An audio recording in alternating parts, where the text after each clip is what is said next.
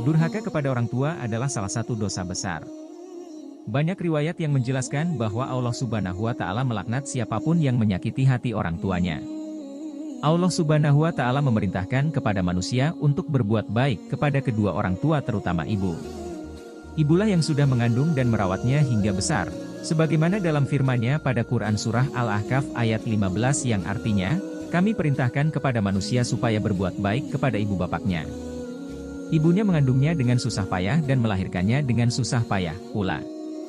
Mengandungnya sampai menyapihnya adalah 30 bulan, sehingga apabila dia telah dewasa dan umurnya sampai 40 tahun ia berdoa, "Ya Tuhanku, tunjukilah aku untuk mensyukuri nikmat Engkau yang telah Engkau berikan kepadaku dan kepada ibu bapakku, dan supaya aku dapat berbuat amal yang saleh yang Engkau ridai. Berilah kebaikan kepadaku dengan memberi kebaikan kepada anak cucuku. Sesungguhnya aku bertaubat kepada Engkau dan sesungguhnya aku termasuk orang-orang yang berserah diri." Balasan orang yang durhaka pada ibu. Dijelaskan pada buku Dahsyatnya Doa Ibu oleh Ustaz Syamsuddin Nur, ada 5 dampak buruk jika seseorang durhaka kepada sang ibu. 1. Sia-sia amalnya. Sauban radhiyallahu anhu berkata, Rasulullah shallallahu alaihi wasallam bersabda, 3 macam dosa yang akan menyia-nyiakan segala amal-amal lainnya, yaitu syirik atau mempersekutukan Allah, durhaka kepada ayah ibu, dan lari dari medan perang. Hadis riwayat At-Tabrani. Dari hadis tersebut terlihat amal ibadah seseorang tidak ada artinya apabila orang tersebut melakukan 3 hal yang disebutkan, salah satunya durhaka kepada ayah dan ibu.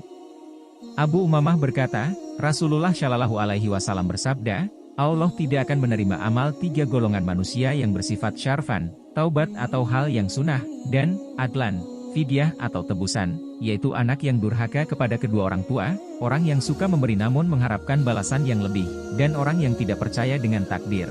Hadis riwayat Imam Ibnu Hashim. 2. Disegerakan balasannya di dunia. Allah bisa berkehendak untuk menunda azab akibat dosa-dosa hambanya sampai hari kiamat kecuali azab akibat dosa anak yang durhaka kepada orang tuanya. Allah akan mempercepat azabnya di alam dunia sebelum ia meninggal. Ada 2 pintu petaka yang disegerakan akibatnya di dunia, yaitu orang yang zalim dan durhaka kepada orang tua. Hadis riwayat Al-Hakim. Al-Hakim dan Al-Asbahani meriwayatkan semua dosa akan ditunda oleh Allah hukumannya sampai hari kiamat nanti, terkecuali mereka yang durhaka kepada ayah atau ibu. Maka, Allah akan segera memberi hukumannya di dunia sebelum mereka meninggal. 3. Menghilangkan cahaya kesalehan. Dari kesempurnaan birrul walidaini adalah berbuat baik dan berbakti kepada orang tua ketika keduanya masih hidup dan ketika salah satunya atau keduanya sudah tiada. Jika orang tua sudah tiada, maka kewajiban anak untuk memelihara hubungan dengan orang-orang yang dekat dan dicintai oleh orang tua. Rasulullah Shallallahu alaihi wasallam bersabda, barang siapa yang ingin menyambung hubungan dengan orang tuanya di alam kubur, maka sambunglah silaturahmi dengan sahabat-sahabatnya setelah ia meninggal dunia. Hadis riwayat Abu Ya'la dari Ibnu Umar. Sementara dari Abdullah bin Umar radhiyallahu anhu berkata Rasulullah Shallallahu alaihi wasallam bersabda, peliharalah hubungan dengan teman-teman yang dicintai kedua orang tuamu, jangan kamu memutuskannya. Sebab apabila hubungan itu terputus, Allah akan memadamkan nur cahayamu. Hadis riwayat Bukhari. Dari kedua hadis tersebut, dijelaskan hubungan persahabatan orang tua yang terjalin dengan baik. Apabila tidak diteruskan oleh anak-anaknya tentu akan hilang jika hubungan tersebut masih kerabat atau keluarga. 4. Terhalang masuk surga.